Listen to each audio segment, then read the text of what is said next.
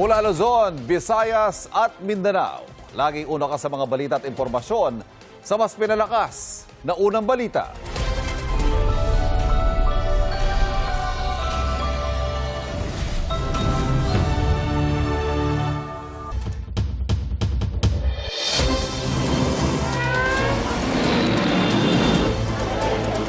Sa ngayon po ay pinsala. na ang mga unang balita. Siksikan at punuan ang ilang pampublikong sasakyan na bumabiyahe sa Marcos Highway ngayong masama ang panahon at rush hour. May unang balita live si EJ Gomez. EJ, kumusta na ngayon ang sitwasyon dyan? Mariz, good morning. Dahil rush hour na nga, kanya-kanyang diskarte ang mga kapuso nating commuter sa pagsakay. Dito yan sa Masinag sa Antipolo City para di malate papasok sa kani-kanilang mga trabaho o eskwela. Araw-araw dagsa ang mga commuter dito sa Masinag sa Antipolo City. Pasado alas 6 kanina, marami ang mga pasaherong nag-aabang ng masasakyan sa gilid ng kalsada ng Marcos Highway. Unahan sila sa pagsakay ng jeep. Ang ilan sumasabit na. Ang mga minibus naman punuan kaya siksikan ang mga pasahero. Marami rin na nagmamadaling umakyat sa istasyon ng LRT2 Antipolo. Sa dami na nakikipag-agawa ng masasakyan ang ilan, pinipili na lang na mag-book ng masasakyang motorcycle taxi. Mari, sa mga oras na ito nakikita ninyo sa aking likuran itong pila ng mga jeep. Tapos kapag may mga dumadating na jeep, partikular yung mga biyaheng Pakubaw, unahan yung mga kapuso nating commuter dito. Parehas yan dun sa mga modern jeepneys, pati na rin dun sa mga ordinary na mga bus. Dahil dito nga sa Masinag, pagkagantong past 6 a.m., past 7 a.m. talagang dagsa ang mga pasahero. At yan ang unang balita mula po dito sa Antipolo City. EJ Gomez, GMA News.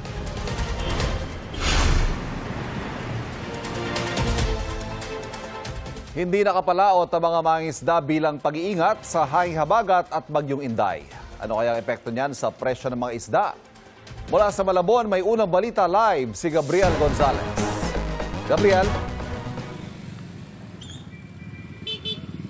Good morning, Ivan. Abiso sa mga mamimili ng seafoods, dagdagan po ang budget dahil mas mataas ang presyo nito ngayon.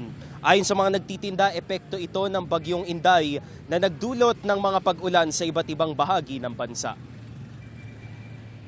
Karaniwang masikip at puno ng mga panindang isda ang Estrella Street sa Malabon.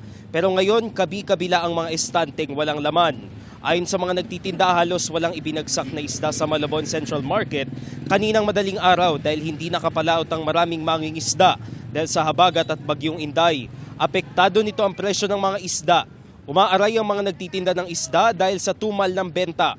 Ang bangus tumaas ng 20 to 40 pesos. Nasa 220 per kilo na ngayon. Ang tulingan na inasa 180 per kilo na mula 140. Malaki naman ang itinaas ang hipon na nasa 330 per kilo na mula sa 250. Ang pusit ay nasa 220 per kilo na mula sa 180 pesos. Habang walang paggalaw sa yellowfin tuna at bilong-bilong na parehong nagkakahalaga ng 180 per kilo. Halos wala namang paggalaw sa presyo ng mga gulay. Ang ampalaya ay nagkakahalaga ng 50 pesos kada tumpok. Nasa 80 ang kilo nito mula sa dating 50 to 60. Tumaas ang presyo ng kamatis ng 40 pesos, nasa 120 per kilo na ngayon mula sa 80 pesos. Walang paggalaw sa sibuyas na nagkakahalaga ng 100 per kilo at ang bawang na nagkakahalaga ng 120 to 130 per kilo. Stable rin ang presyo ng sili na nasa 100 pesos per kilo, repolyo na nasa 70 per kilo. Talong na nasa 60 to 80 pesos, sayote na nasa 40 per kilo, at broccoli na nagkakahalaga ng 150 pesos per kilo. Malaki epekto kasi yung kita namin, malaki ang nawawala sa kita namin. Dahil sa bagyo. Walang mapakyaw, siyempre walang lalaot na mga bangka, malakas ang alon. Pag inabot din kasi ng malakas na ulan, tumaas yung tubig, kaysa makawala, inaani na nila. Yung iba naman ay stranded na madala rito kasi galing ang Pangasinan. Kaya nagmamahal. Okay lang po. Mabili naman. Tinitinda namin to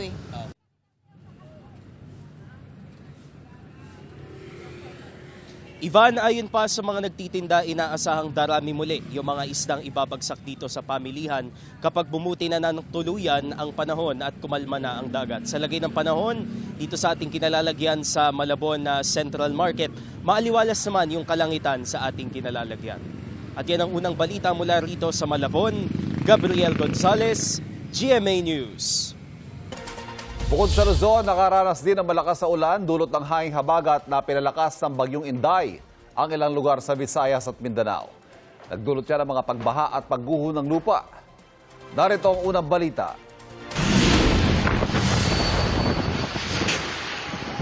Namataan ng isang buhawi sa Nabas, Aklan sa kasagsagan ng masamang panahon. Ayon sa video uploader, nakisilong sila sa waiting shed nang makita ang buhawi. Walang naitalang nasaktan sa insidente. Sa Boracay, sa Malay, Aklan, binaha ang ilang negosyo dahil sa malakas na ulan. Sabi ni Hughes Cooper, the Boracay Way, problema sa lugar ang drainage system o daluyan ng tubig tuwing umuulan. Binaha rin ang ilang bahay at kalsada sa Bugasong Antique dahil sa malakas na ulan. Sa Leon, Iloilo, naperwisyo ang mga residente matapos masira ang Kamando Hanging Bridge dahil sa malakas na hangin at ulan. Sa bayan ng Tubungan, isang lalaking senior ang nasawi matapos matabunan ng lupa ang kanyang bahay sa barangay Nagba.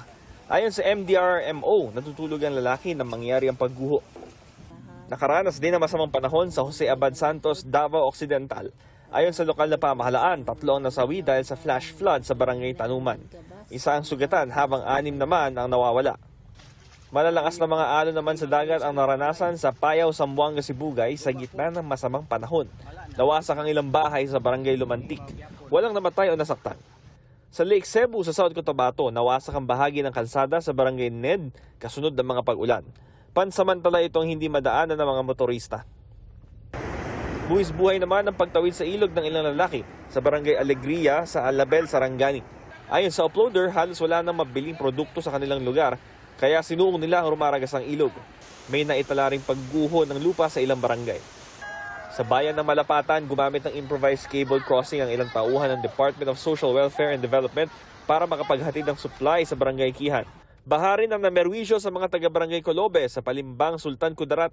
Ayon sa Pag-asa, ang pag-ulang naranasan sa Visayas at Mindanao dahil sa hanging habagat na pinalakas ng bagyong Inday. Ito ang unang balita, Bam Alegre, GMA News.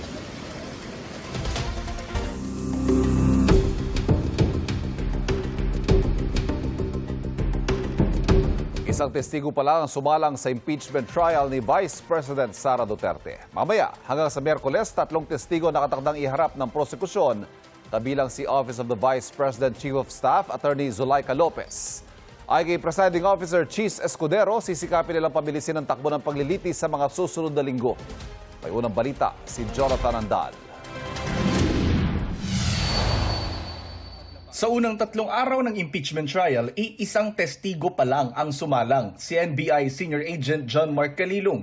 Ngayong linggo naman, inaasahang sasalang sina NBI Regional Director Jeremy Lotok, Office of the Vice President Chief of Staff Attorney Zulaika Lopez at Belinda Bello ng Legislative Security Bureau ng House of Representatives. Ang suwestyon ni Senator Ping Lacson, ipag-standby na sa Senado ang mga nakalinyang testigo kada linggo para maisalang na kung maagang matapos ang isa.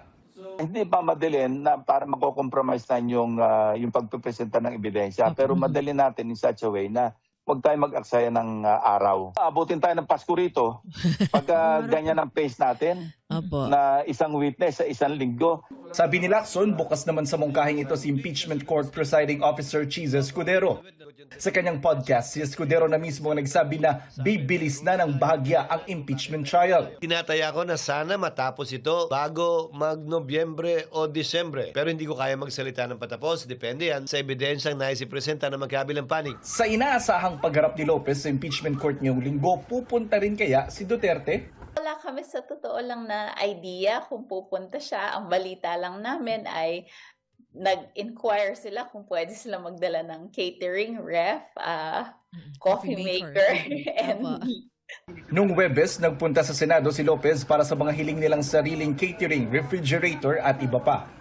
Isa pang ipinatatawag ng korte si NBI Director Melvin Matibag. Wala pang petsa kung kailan siya sasalang. Gayunman, hinihiling ngayon ni Matibag sa kanyang sulat sa prosekusyon na isalang na siya ng maaga bago o sa mismong July 20 dahil may dadaluhan siyang regional summit sa Bangkok, Thailand sa July 21 to 22. Kinukunan pa namin ng reaksyon dito ang prosekusyon. Para sa unang balita, Jonathan Andal, GMA News. Nasa website na ng Senado ang mga dokumento ng impeachment trial ni Vice President Sara Duterte. Makikita po ito sa impeachment tab ng website kung saan nakagrupo ang records mula sa prosekusyon at depensa. Makikita rin doon ang mga inisyu na dokumento ng korte. Ayon kay Senate President Win Gatchalian, titiyakin nilang makikita ng publiko ang lahat ng ebidensyang ilalabas na magkabilang panig. Inatasan na raw niya ang Senate Secretariat na i-upload agad ang mga ito pagkatapos ipresenta sa paglilitis.